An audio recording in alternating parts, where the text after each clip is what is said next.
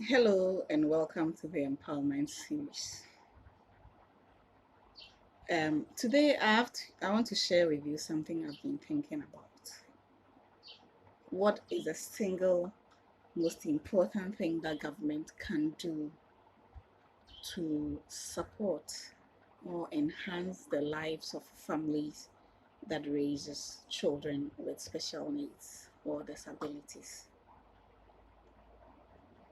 My thought on these issues heightened today when I saw a story on Ghana Web about a teenage mother who is convinced that about what the pastor says. The pastor says she should kill her child because the child is not achieving the required developmental milestones. I'll leave the link to this story in the description box for you to read yourself. I think that the mother is no wicked. It is the highest form of depression for a woman to think that they want to kill their child with disability. It is the highest form of depression. And such people who go through these kinds of thoughts only needs our support and encouragement. But what kind of support? What is the single most important support that government can give to such a person or a family that is raising a child with disabilities? In my opinion, I think that the single most important support that government can give to families raising children with disabilities or special needs is to create facilities. What do I mean by creating facilities?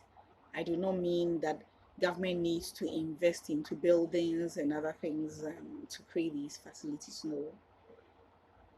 I mean that, for instance, every government classroom block in this country could convert one classroom into a special needs classroom where parents within the community who have children with special needs could leave these children for quality care and then go out there, earn their living, come back, pick up their children.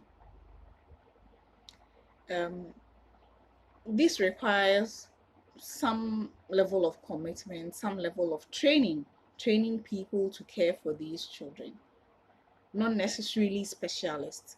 I agree that people need to be specialist physiotherapy, specialists, but when we do not have a lot of these professionals in our system, we can only resort to para professionals, training people who can be in their stead and be everywhere. Caregiving for me is a profession, and it's an essential profession, in my opinion. Out there in the developed world, people actually pursue caregiving as a specialized profession. But here in Ghana, we haven't really pursued or explored such opportunities. So when people talk about the lack of jobs in Ghana, one thing I point to is that we could actually employ